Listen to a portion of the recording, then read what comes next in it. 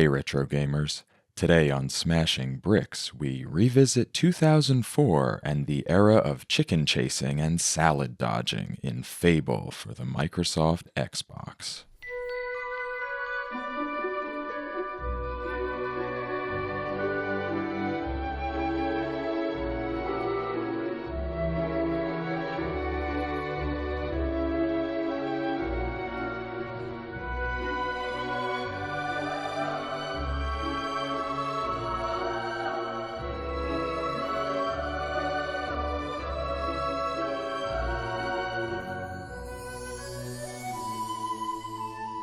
Hey, welcome back to Smashing Bricks, a retro gaming podcast. This is episode 37 and the beginning of season 4 of Smashing Bricks.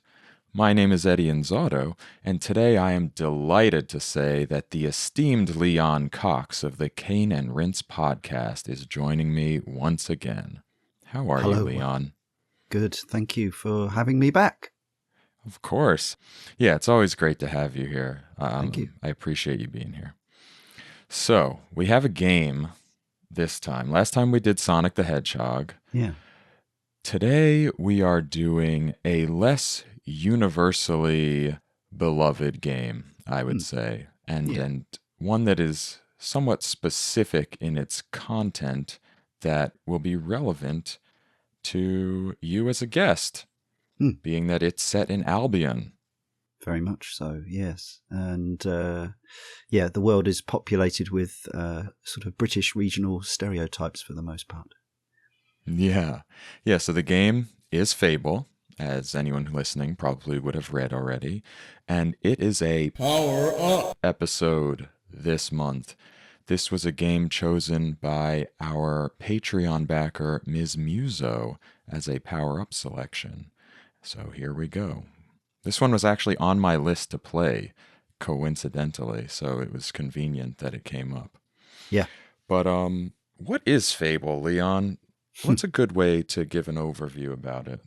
Well, I described it as a fantasy RPG, but the RPG elements are pretty light, although prominent, but it's not your kind of get deep down and dirty with builds and stats and all that kind of stuff and making numbers go up and micromanaging damage per second. It is designed to be a streamlined, slightly consoleized experience. I think it's probably fair to say that the fact that Ocarina of Time had come out a few years before this went into development was probably relevant in that that's another game where ostensibly it's a fantasy RPG, but of course Nintendo already had been spent 10 years at that point kind of refining the genre into something more accessible, where the other both Japanese and Western studios were pursuing that more sort of kind of elaborate and sophisticated numbers-based systems, and I think the Lionhead Blue Box team wanted to make something that was kind of brought the fun parts of those games, but also a game that kind of anyone who'd got on the Xbox train could pick up and have a fun time with. Yeah, actually, that's interesting, considering that it was exclusive to the Xbox at first, and the Xbox was sort of marketed in a little bit of a different way from some of the other consoles. You know, it was from Microsoft. It was very American. And yeah, this game, although it was RPG in content, I guess, like theme, it definitely was much lighter. That's kind of what I thought. What I wrote down was it was somewhere between an action-adventure game and an RPG. But it did have that experience system. It did have little towns, and you would go around talking to people. It just felt a little, like you said, streamlined for more like the console gamer. It certainly wasn't the Elder Scrolls 4 Oblivion, which came out, I think, the next year. You know, very different sort of approach to a quote-unquote RPG. Yeah. Did you play this game when it first came out? I was excited for this game to the point that, so we were still at the time when games would arrive a little earlier, sometimes overseas, than they did in Europe. So I actually imported an American or Canadian copy, possibly, from one of the online sellers back in the day who would do such things. But obviously these days we've mainly got simultaneous worldwide releases, with exceptions in Japan. But so I imported a Canadian copy of the very first release. So it would have arrived mid-September. And so I did play it, and I was excited for it, but I didn't finish it, and I'm not really sure why. But I didn't. I gave it a reasonable shot, but I did ultimately drift away. It didn't thoroughly grab me. And I only went back and completed it playing the anniversary edition on a modern Xbox just last year when we covered it on our own podcast. Leon, you couldn't wait 3 weeks? No, I mean, isn't that the story of video gamers? Especially as Xbox was one of the first consoles that was all region free. And I think, certainly 99% region free. So it was brilliant just to be able to see what was coming out, and there was a sort of extra frisson of excitement to have it ahead of the hoi polloi. True. But yes, I mean, I've certainly paid the price literally for being an early adopter of games too many times over the years and then not finishing them. But it's that early buzz. You can't beat it. I think you could be forgiven in this particular case, considering the hype surrounding Fable, which we'll talk about. It's fair to say I got sucked in. Yeah, you got Molyneux. I did. I also played this game probably right around release, maybe the next year, maybe 2005, but prior to the Lost Chapters. That was kind of a big time for the Xbox. Wasn't Halo 2? Halo 2 was 2004, yeah. So that was a time for the Xbox. But I got this game. I remember enjoying it quite a bit, despite the, let's say, letdowns from some of the hyperbolic marketing claims prior to its release. I feel like a lot of people, we'll talk about more, got really disappointed about this one because of what it didn't include. But I recall playing it happily and getting very much involved in it, finishing the game, doing a lot of side stuff, and having a great time with it. Yeah. So I was excited to try it again to see how it held up. And we'll see. It did come out in 2004 in middle of September 14th in North America, and the 8th of October in the EU. It then had a Windows version in 2005, which was different, I believe, in a few ways. I guess obviously for the interface. And the Lost Chapters came out as kind of a standalone disc that was an expansion tacked on to the base game and just re-released as they did in that time. Yeah, so it was. I think they actually released it. It was a bit like when when Konami re-released Silent Hill as the director's cut, but on budget. So they kind of took the opportunity. I think the original game probably suffered a bit due to a kind of locked-in release date or whatever.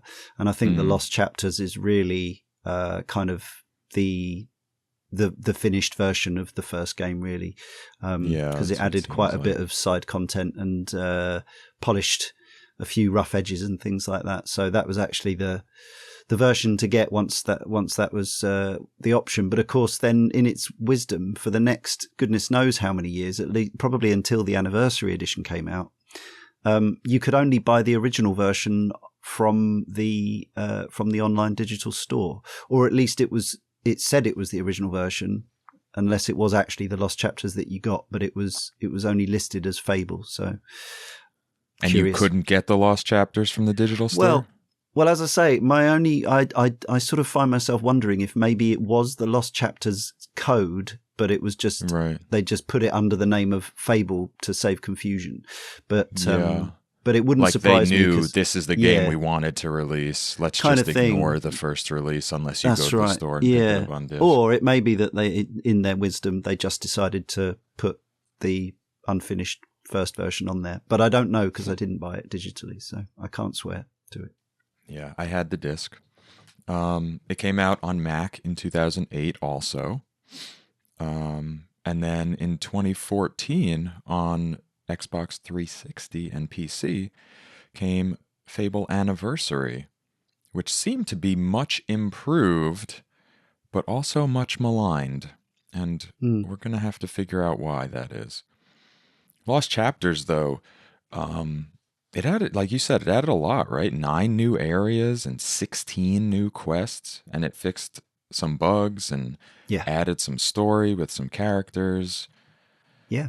Interesting. Yeah, definitely the definitive edition. And then, I think there's some will argue for Anniversary and some against it. But it certainly runs and looks a little nicer, if nothing else. Yeah. So this was a game developed initially by Big Blue Box, which I always was a little confused about because I recalled it just as Lionhead Studios. Yeah. But Big Blue Box was the satellite of Lionhead that was really Dean and Simon Carter's company, right? Yeah, that's right. And then they were kind of working in cooperation with the larger Lionhead and Peter Molyneux and Mark Webley, and then published by Microsoft Game Studios. So are you familiar with the story of Big Blue Box and Lionhead at all? Or is it just as simple as they were kind of like a second studio within? I'm not sure why they had a distinct name. As you say, I think it was just a satellite situation. I believe Carter and Webley had worked on Bullfrog games before. So they all came out of Bullfrog, I believe, pretty much, which was Peter Molyneux's previous studio, which I go all the way back to the earliest days with. I remember when they released their very first game software, which was a shoot 'em up for the Amiga called Fusion. I remember the review in esteemed mag at the time saying, watch out for this studio, they're going to be big. And then the next game they released, of course, was Populous, which was absolutely huge. Yeah. And so it all comes from there. Obviously, in the intervening years, they made, as a studio, they made Syndicate and Magic Carpet and Black and White and all these things. And then, at some point, they were hoovered up into the Microsoft morass. And I don't know if the concept for this title predates that or whether that was kind of the first title that they wanted to make for the Xbox. Well, interestingly, I feel like the lineage of the studio kind of has an ethos about it, right? From Populous and Black and White and all that. It's kind of the same as Fable, where they wanted the world to react to what the player did. Right. That seems to be a running thread.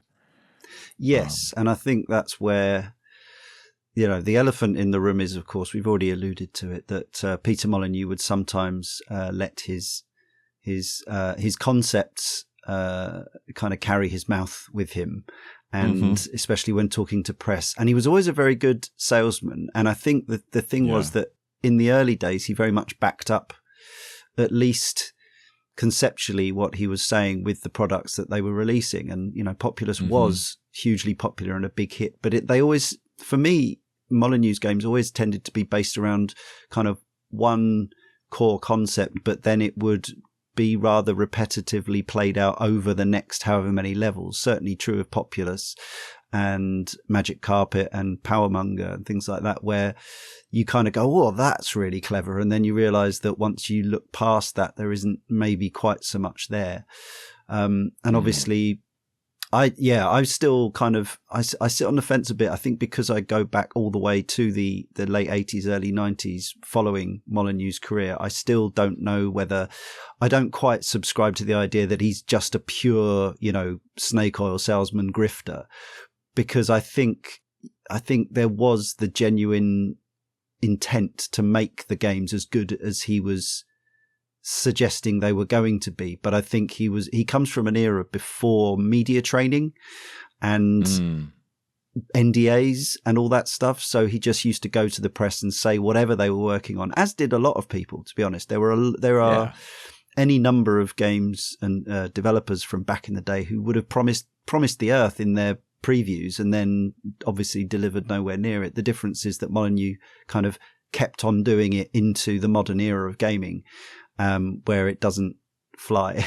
So he's ended up, and then obviously the whole horrific situation around Curiosity and Goddess and all that stuff, and he's ended up looking like the monorail guy from The Simpsons. And here we are. But I think back at this point when he was promising mighty oaks growing from little acorns over the life of the hero and all that sort of stuff, I think it was, I want to believe, maybe I'm naive and credulous, but I want to believe that the intent was there.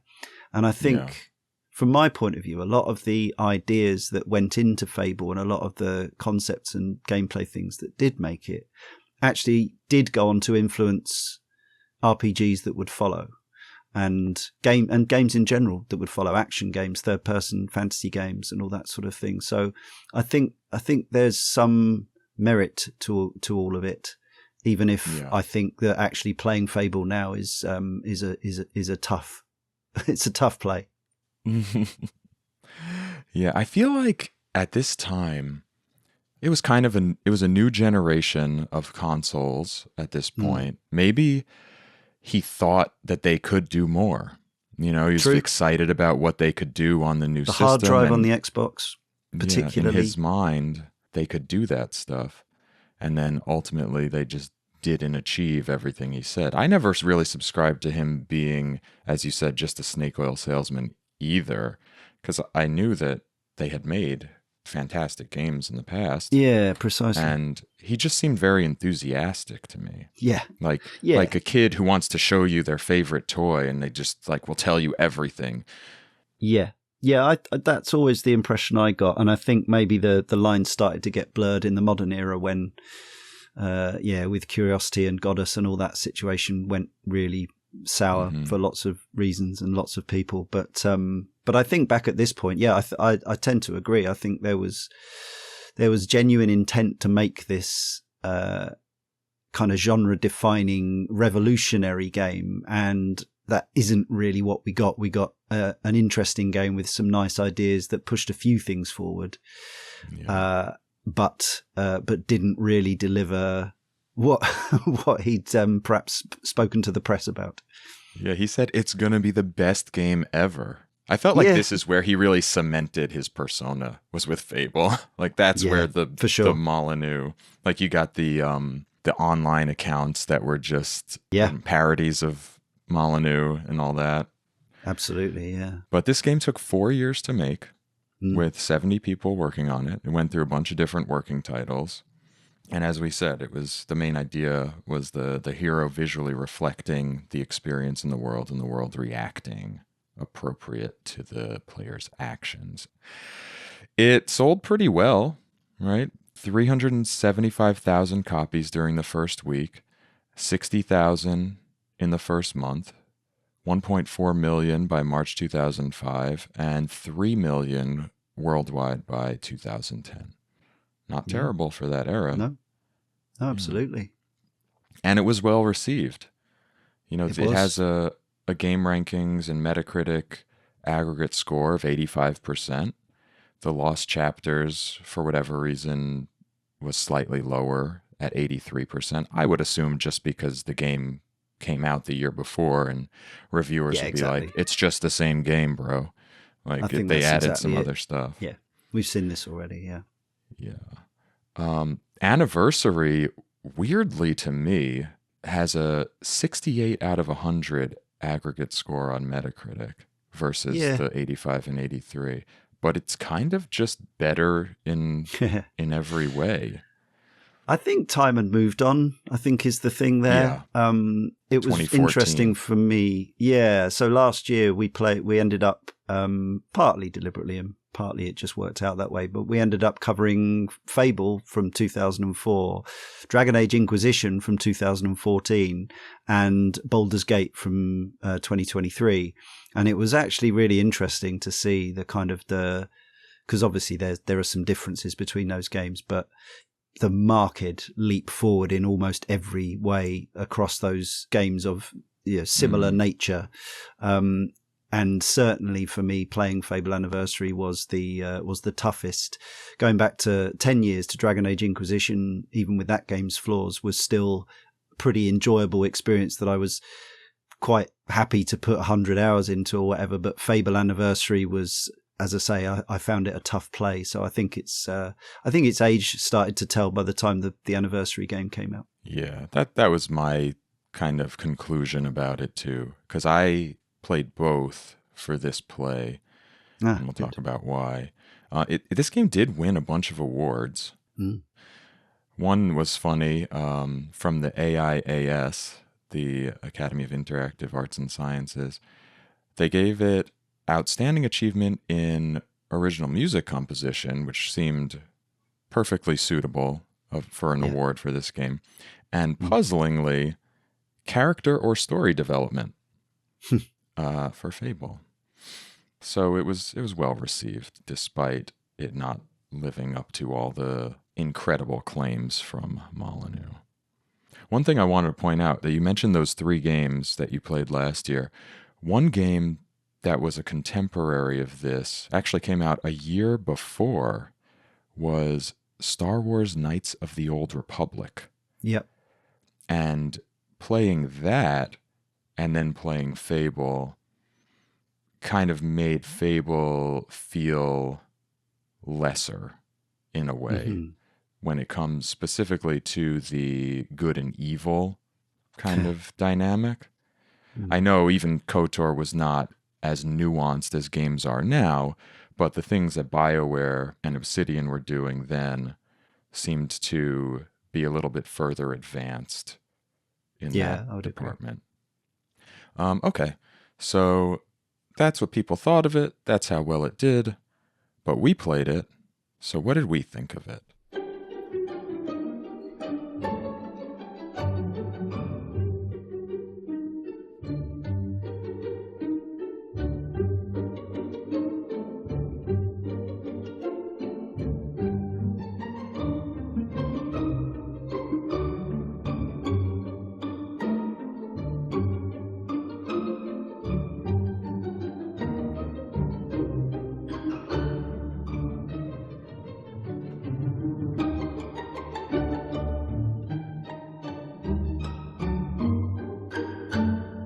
You said you played the Anniversary Edition this time? I did, yes.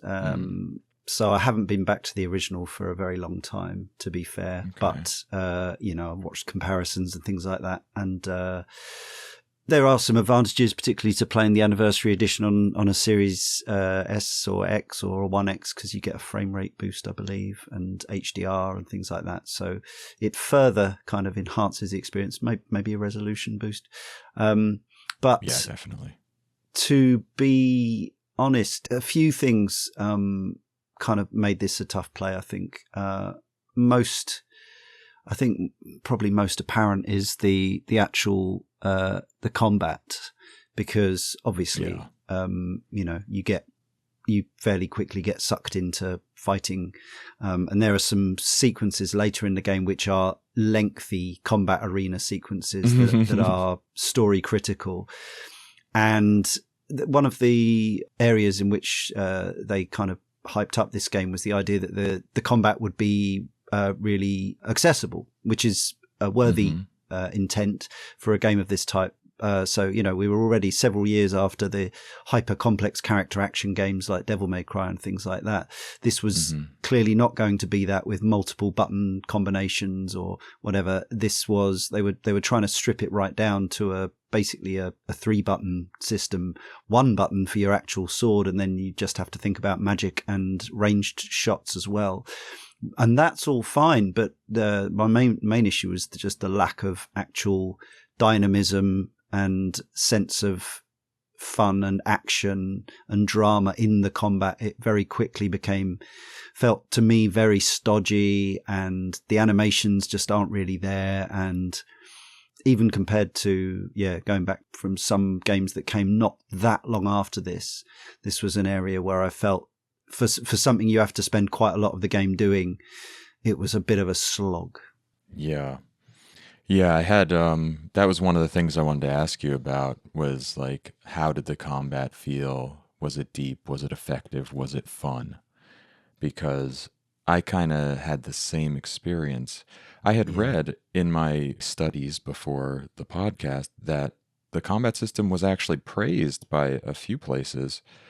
And I'm trying to think back to that time. But as you said, we already had Devil May Cry. We had games that had really good, engaging, fun combat that you could do over and over repeatedly and not get bored of. Whereas playing this time, it was a lot of like pressing one button, and then when you notice the thing pop up on the screen, pressing the other button.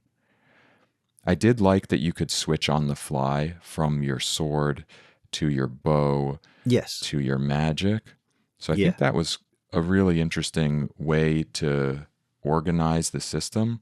And as you said, I think it was all designed in such a way to appeal to the gamer who appreciated something more streamlined.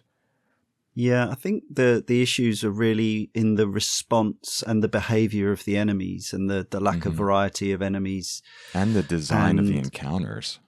Yeah. Right, where they place the enemies. Yeah, and just a complete kind of lack of, there's really no kind of AI to speak of, combat intelligence. There's a lot of being rushed, and really it becomes a kind of attritional battle of watching, health bars going down slowly, and your health is low. Making sure you've got enough potions, which, and that's not unique to this game. There's plenty of games where you're chugging potions trying to stay alive, for sure. But it's so important to have a kind of sense of kind of pace and heft. And the combat here just, to me, feels very, very spongy and unresponsive, both attacking and defending. And like at the time, it probably would have been at least functional, and again, bearing in mind, it wasn't trying to be a Devil May Cry kind of game, but obviously we had also experienced those kinds of games where everything was very swift and dynamic and spectacular. And this just isn't that, which could have been okay if they'd kind of lent into its more kind of a considered pace, and it was a bit more kind of, old school knights in armor, hefty kind of, slow sword swings and dramatic beheadings, but it doesn't really have that either. It's just got this kind of stickiness to it that I never found really enjoyable. You know what? I played a game recently for the show called Knights of the Round, a 16-bit era game, an arcade game. And somehow the way Fable is designed in its 3D space reminds me more of a sort of hack and slash like that. Yeah, a scrolling brawler. Yeah. I mean, gosh, if they'd managed to nail the feel of one of those Capcom medieval fantasy scrolling brawlers from the 90s, I would have been much happier than what we got. Yeah, me too. Did you focus entirely on using your sword, or did you actually switch over and use the bow and the magic? Because I started to just kind of use the bow as much as possible, just by holding the bow back and just trying to pick people off before they got close to me. Yeah, I absolutely love using archery in video games. It's one of my favorite things, whether it's first person, third person, or tactical or whatever. I just find it inherently satisfying. The bow here at least allows you to keep things at arm's length or beyond arm's length, but there again, it still doesn't have that, when you really nail somebody with an arrow in a game where there's they've got the physics and the velocity of the arrow spot on, all that kind of cool stuff, pinning someone to the thing that's behind them or whatever. This doesn't really have that. Again, it's just kind of thud, thud, thud into the target until eventually it goes into its death animation. I think the other thing is that because of the systems being, I'm not sure the balance is there, so that ultimately if you do enough stuff, you can pretty much max out every stat you've got anyway, can't you? So you don't need to think about your build or speciality or whatever, because you can feed enough XP into every department, so you can pretty much kind of be the jack of all trades, which again, has its merits. And there were some, I was using the spells that would keep me safe, protective spells and things like that. And right. But again, there's a lack of, you really want spectacle when you're casting magic in a game like this. You want, again, that sense of drama and power from your magic spells. And, the Xbox was capable of some pretty cool visual effects for the time. But what's here, again, is I found it a little underwhelming. Okay. Yeah, I was going to say that the game does feel abundant in terms of both experience and money. So even though at the beginning I actually felt like I was maybe struggling to figure out what the best way to approach the mobs of enemies in these very narrow forest corridors was, shortly after, I felt like everything was pretty much trivial. Once I used that experience system and leveled up my strength and my bow and a little bit of magic. I didn't really do much magic this time. But once I did that, it really didn't matter how I approached things anymore, because my sword was so strong. I just had to hit people one or two times and it was over. So it was more just like a time tax as I was trying to go from place to place on whatever quest I was going through. Yeah. And then the occasional boss fight where everything you've learned up to that point is moot, because they're based around their own specific set of rules or whatever. Yeah, and speaking of like bosses and just enemies in general, where was the variety? I didn't feel like there were like 4 types of enemies. There were the bugs, it does feel a bit the like bandits, the golems, and Twin Blade. The bosses. Yeah. So that's that. But speaking of the experience system, I thought that it was very cool and interesting the way that they designed that. I don't know that they executed it perfectly, maybe because of the balance of it, but in this game, it's interesting that you gain experience specific to sort of melee, ranged combat, and magic combat based on how much you use that type of attack. Is that right? That's what it seems like. Yeah. And then you get general strength, experience skill, and from will. everything. Yeah. That you kind of pick up, and you can use that experience to upgrade there are different categories within strength, skill, and will that are more granular. Like maybe one is physique, it's for your health. One is for your strength, how hard you hit, et cetera, et cetera. And there's the same, analogs for each of them. And you use your experience within them, but then you can use your general experience to supplement in any of the other areas. So say you didn't do much of one thing, you could still level that area. And that was like a really cool idea, but it kind of didn't matter because I was just always strong. Yeah, exactly. And they really, I haven't been back, but I did play and complete both 2 and 3, Fables 2 and 3, when they came out.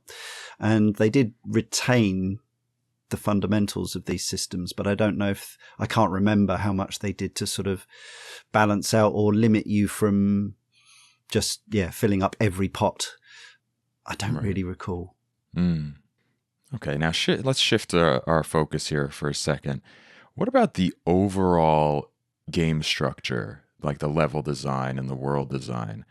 It seems to me that the game intended to look very open. But was it? Or did it? Was it linear? Pretty. Was it just going from point to point?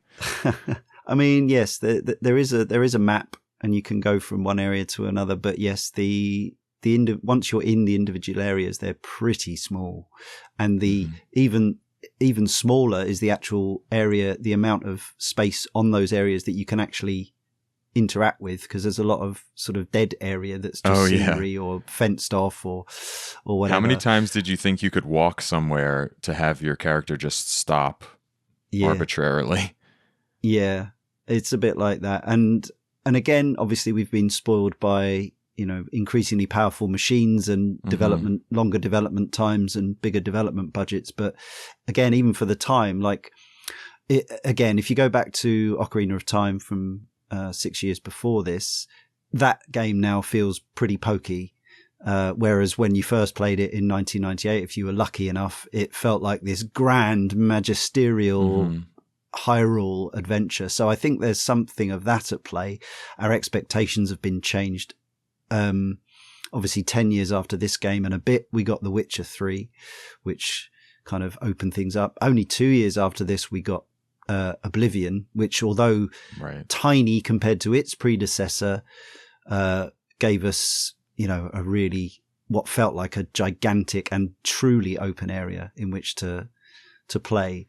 So going back to this now, I mean, you mentioned Knights of the Old Republic, which is a reasonable comparison, obviously also BioWare, and that also has a certain amount of the same stuff going on. But I think there were some kind of, there are some slightly larger kind of open field areas in Knights of the Old Republic, whereas every little area here is basically a little set of twisty corridors along which you'll find the same enemies patrolling each time you visit. Yeah, a couple treasure boxes, maybe a door here and there. Yeah, those were fun. The demon doors, you had to do a thing to get inside, whether it be getting a high combat multiplier or having a certain alignment or being large, chubby. Yeah. Eating a lot of pies. Yeah, that was I think that's something that stands out as still being quite original and unusual. The conditions for doing these things, where obviously it's some of them do lean into more traditional stuff that you would expect, but some of them have quite quirky and imaginative conditions for entering. Unfortunately, most of them, once you get inside, it's just as I recall, it's just a little walk to a treat, isn't it? Some extra little bit of loot, but Yeah, the payoff never seemed amazing there. It was like the door itself was the attraction. Yes, with their different voices and personalities and desires, seemingly some of them quite kinky. Yeah. Okay. How about the story? So we had this award that there was outstanding achievement in character or story development. But did it feel like they took much care with the story? Or did it feel to you like they were more relying on those emergent changes in your character and in the world reacting to the character? And did they write a story that was kind of simple and could be ignored? Yeah, I think it starts relatively strong. I mean, it's a fairly traditional RPG tale of a child, in tragedy and becoming brutal.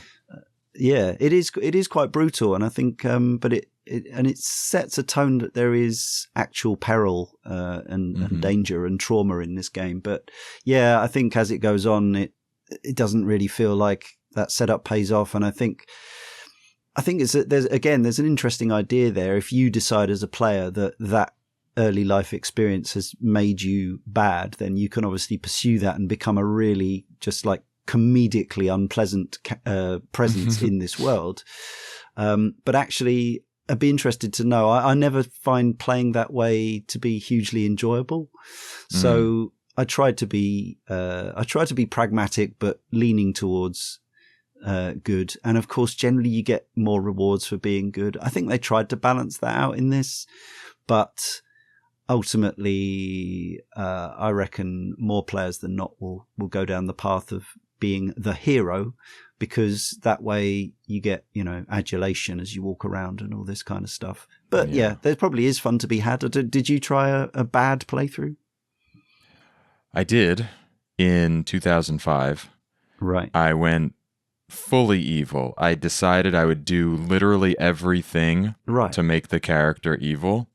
Mm-hmm. And it was fun. It was fine. I grew the horns. I had the red skin. I think it was red skin. Yeah. Slaughtered towns, put all their houses up for rent. Did all that stuff. It was fine. Everyone ran away from you if you were like that. But this time I did purely good. Except I took that guy's money in the first town and then still told his wife that he was cheating on her, because I figured why not get it on both sides. So that was my one bad action.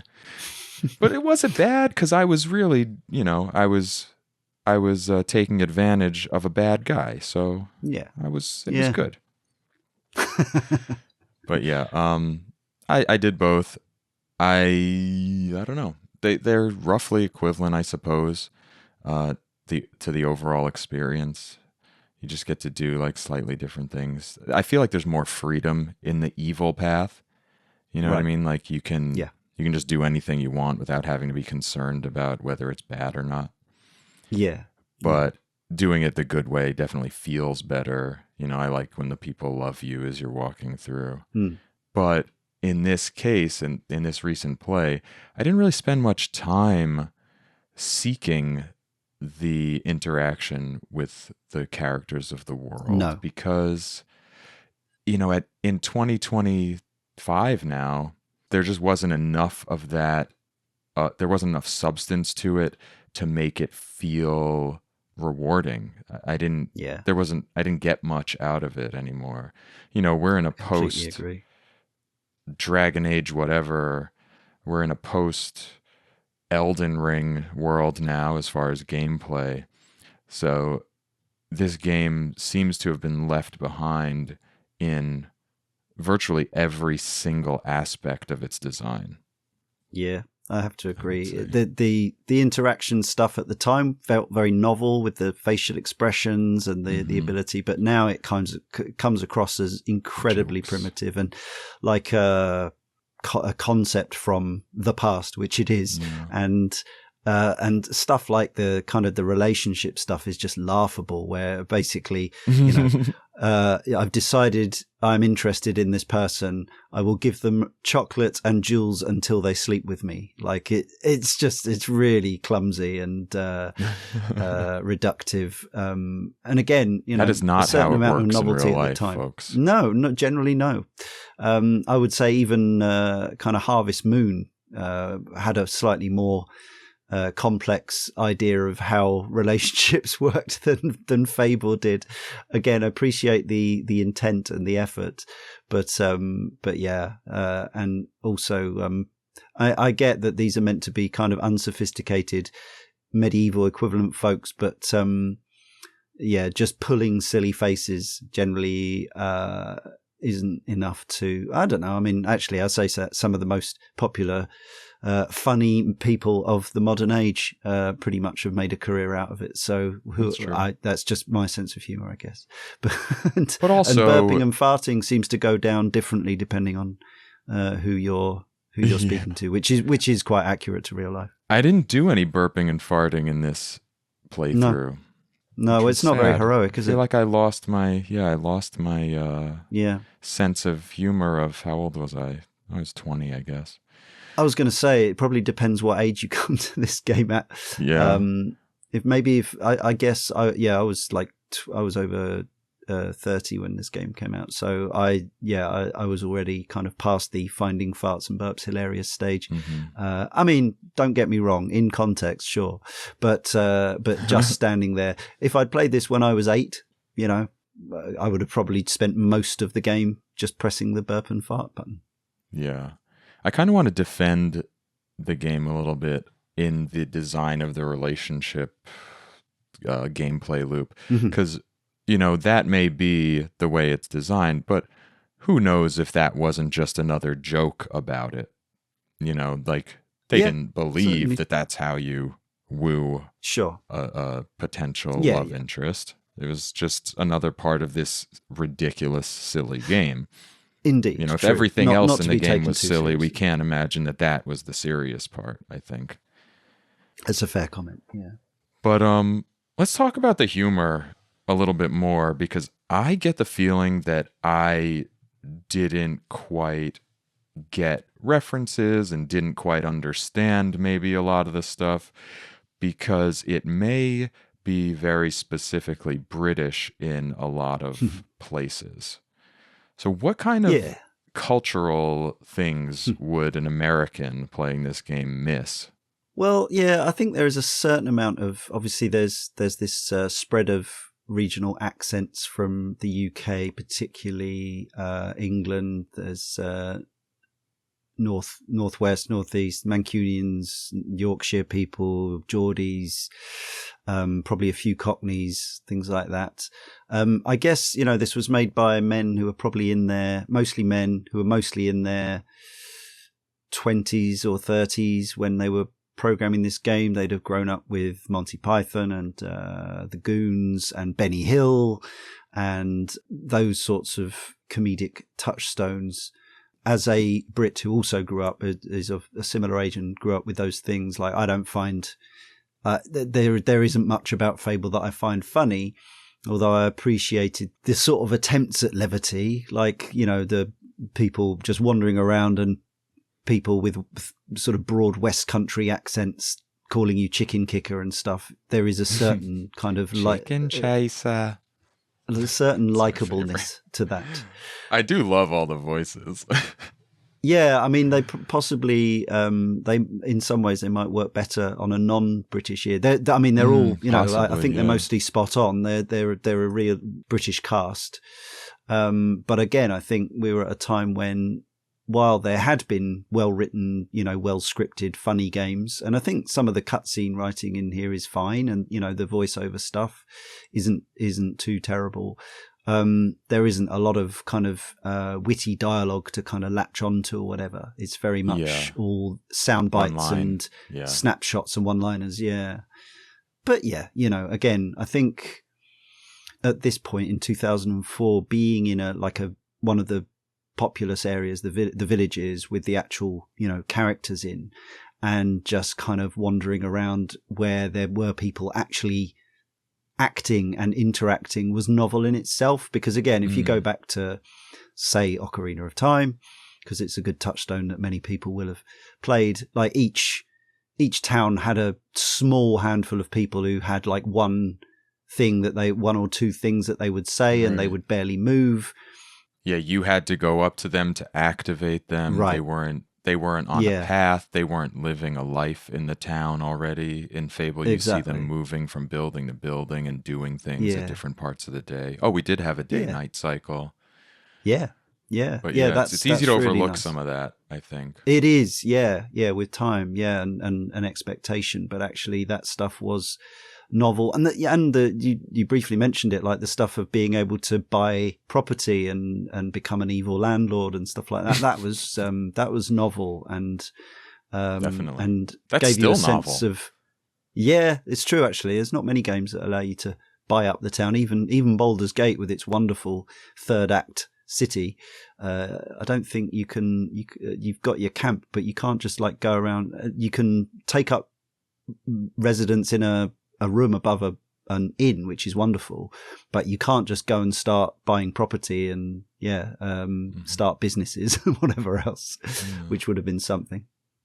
That's funny that was like a part of this game, and then the next year, I think it was the next year, Oblivion I remember buying houses in every town in Oblivion too, and having my place to live and store my over encumbrance of items that I collect. Right. In true RPG fashion. It was definitely always something that really appealed to me. I remember I first wanted to play Final Fantasy XI, the online one on PC, and like one of the main things that I really wanted to do was have a sense of ownership within it and like feel like I lived in the world. And one of the ways of doing that is obviously letting you actually own property or have a regular place to go to that is functionally in the world and not just a separate loading screen away. So I think that stuff is still pretty good. Although, yeah, I can't actually remember in Fable. Can you actually move into one of the houses, or do you just rent them out like a landlord? No, you can have your own home. Your own and home, yeah. It's kind of necessary if you want to pursue the romantic aspect to the fullest extent.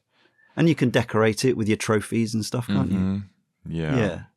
Yeah, that stuff's cool. And and I think that's probably one of the, maybe this wasn't the very first game to do it, but it was a popular early adopter of that type of stuff. And again, that's probably, I think it's one of the aspects of the medium that this game, despite all its shortcomings in 2025, I think it did push some stuff in a useful way.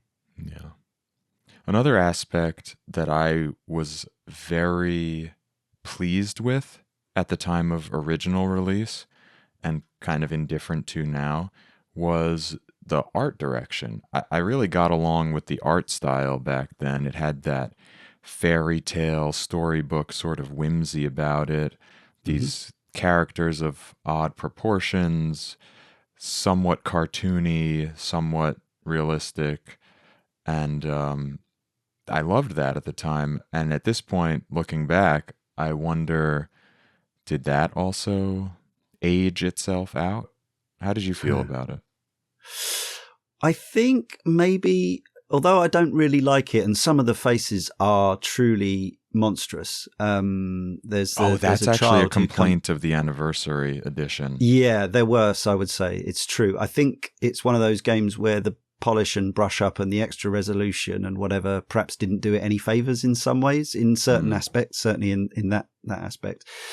But I think probably if they'd gone for more photorealistic, correctly proportioned people, it would probably look even older than it does now. So I think there is something about the caricatured nature, the sort of slightly, I don't know what you call. They've got these big lower legs and big clumpy feet, and they do have really big feet.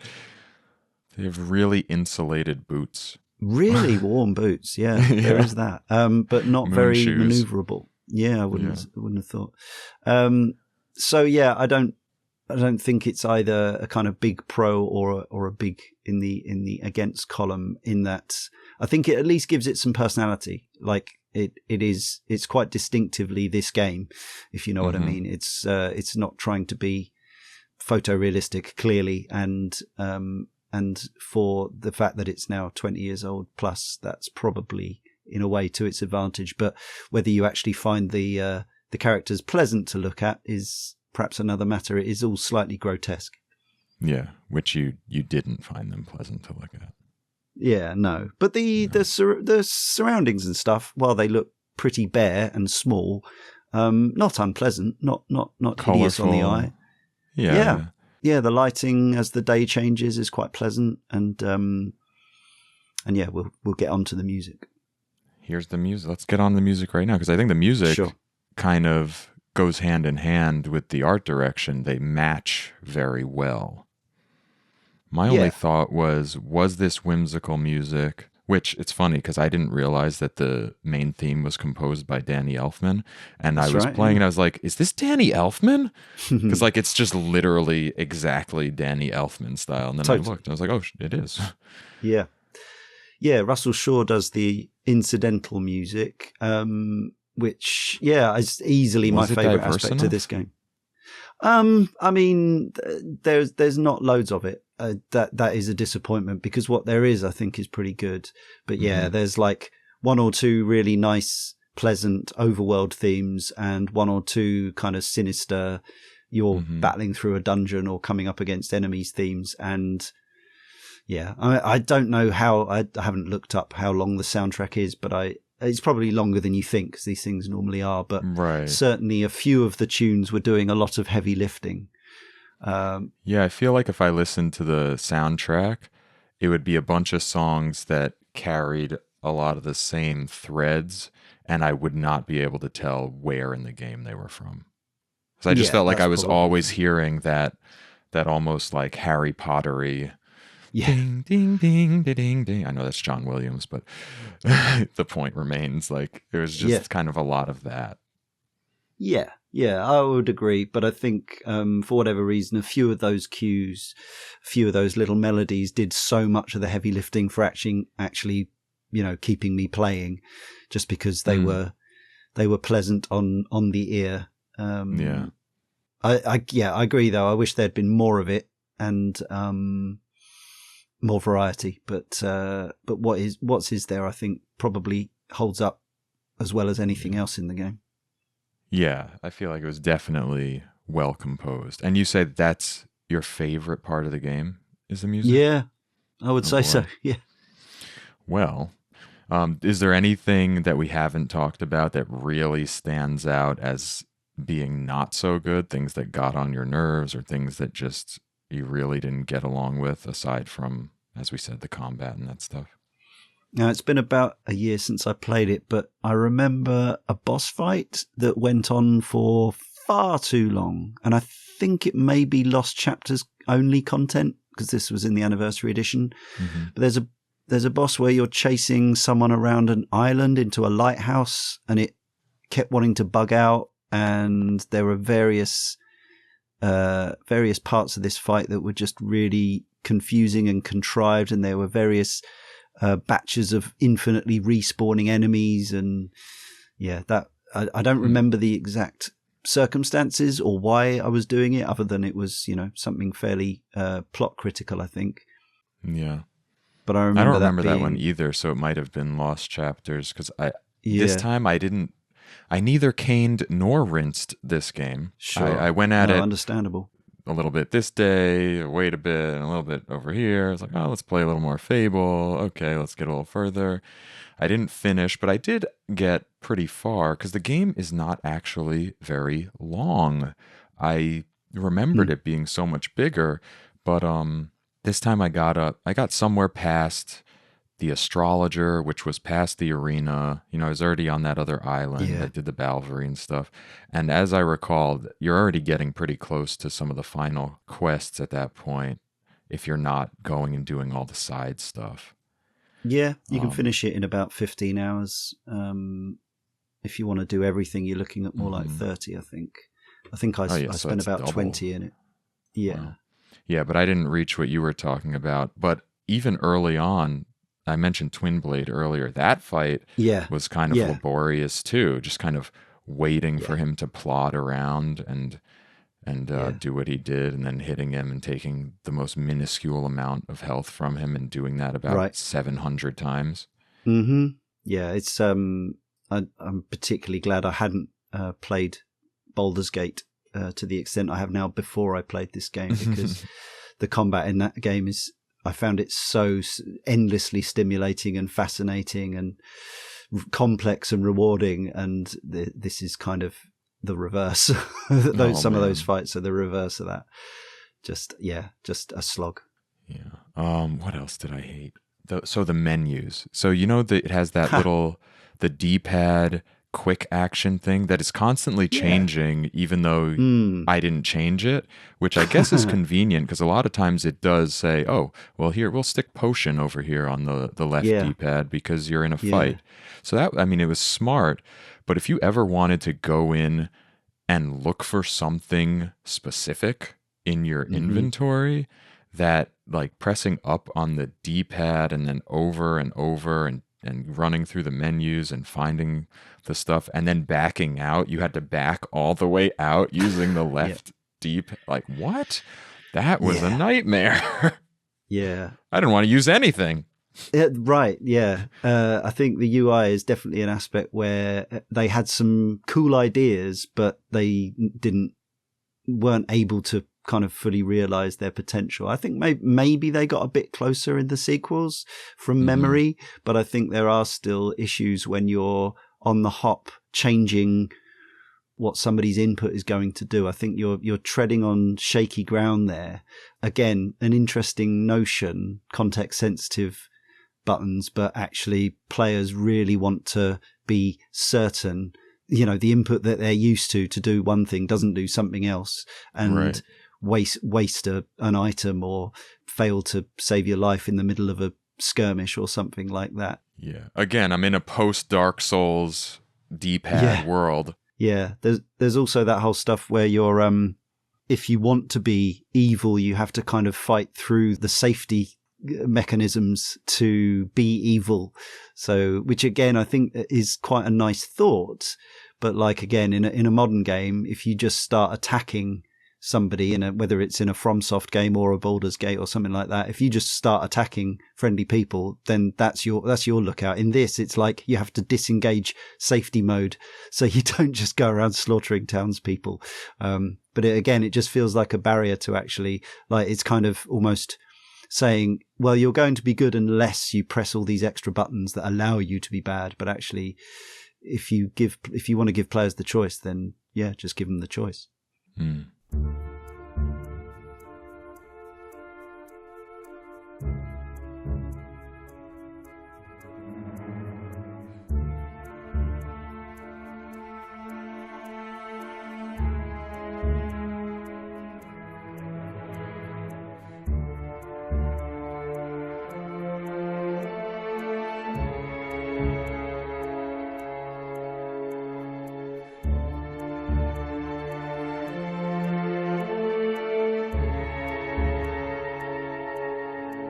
I think we don't really necessarily need to get into the boasting and the things. Like, you can do stuff to make the game more difficult or more rewarding for yourself, but it doesn't really matter so much, except for just knowing that you did it, I guess, because you're getting extra rewards, but you don't need them.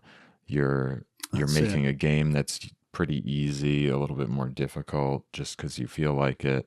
But the combat itself is not a rewarding combat, so what is even the point? That sort of thing. Yeah, exactly. No, I agree. The moment to moment wasn't fun enough to make me want to engage with the making it harder stuff. It didn't make it more interesting. It just made it more stodgy. So I did start out doing a lot of my quests naked, because that was like the one that was doable, that felt doable. Yes, or just in your pants in this game, because it doesn't allow. This game does not allow you to pick your genitals in a Baldur's Gate style, sadly. Thank goodness. Grotesque. I don't want to do that in a video game. No, not in this art style. No. Oh my god. All right. So that's most of Fable from 2004 and re-released in 2005 and 14. At the end of every episode, we like to say whether this game was worth revisiting, whether it held up to our memories, and whether it is worth recommending to someone in 2025 now and beyond. If it is, we call it a smash. If it's not, it's a brick. So, Leon, I know where you're leaning, but let's have your final thoughts. Yeah, I appreciate all that they were trying in this game, and I certainly, while I did ultimately bounce off it in 2004, I didn't find all the problems then that I found going back to it in 2024.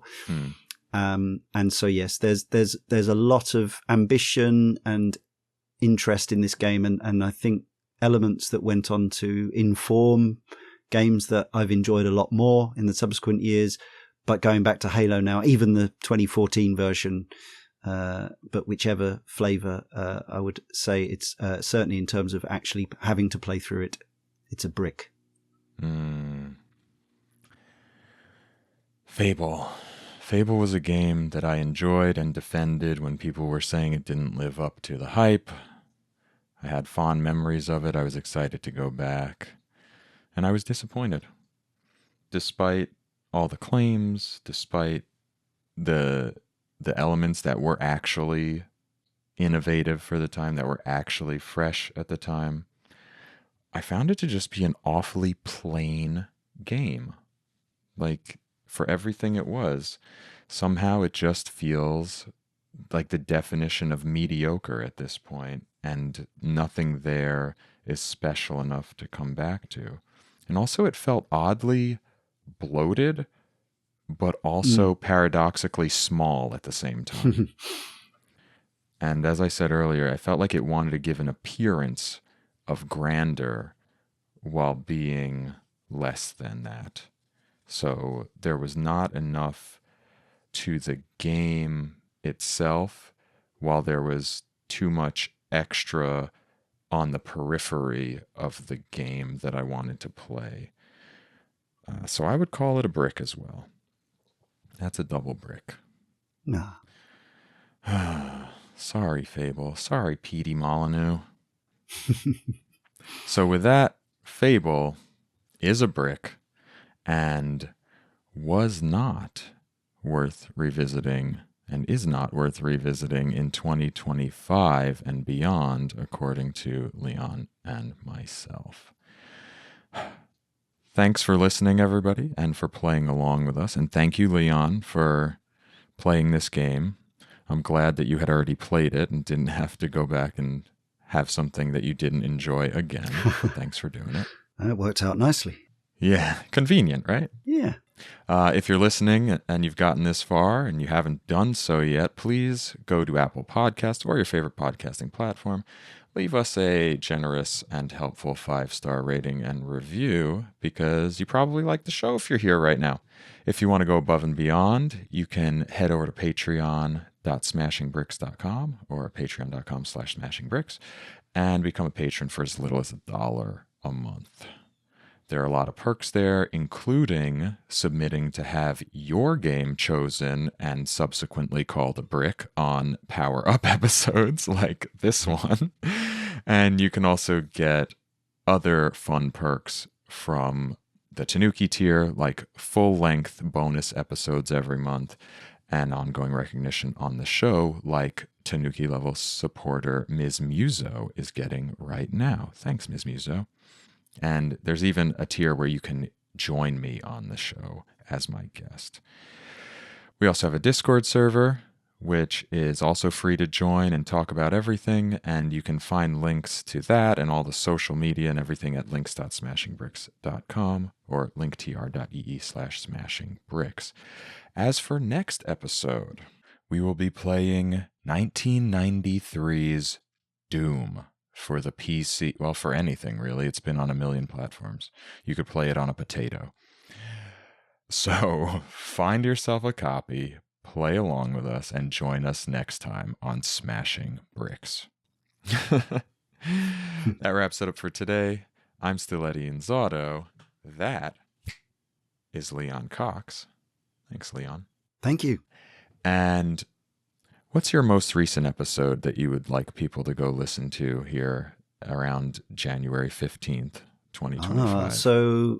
Okay, we are currently between volumes, sort of, although it's confusing because our Patreon listeners get shows early. But I think of interest to your listeners will be we recently released a show on the story of Thor, aka Beyond Oasis, for the Mega Drive and Genesis. That was show number 648. You can get it at caneandrinse.com or on the usual podcast feeds or on Spotify. And we've got a couple more shows coming up on the free feed before the end of that year's worth of shows, including our Baldur's Gate 3 show, which I mentioned a few times. And then we'll be back soon after, or our Patreon are already getting new shows. So, yeah, check that out. Great. Awesome. I love Cane and Rinse, if you all didn't know. So, yeah, check that out. And until next time, may the nostalgia be with you.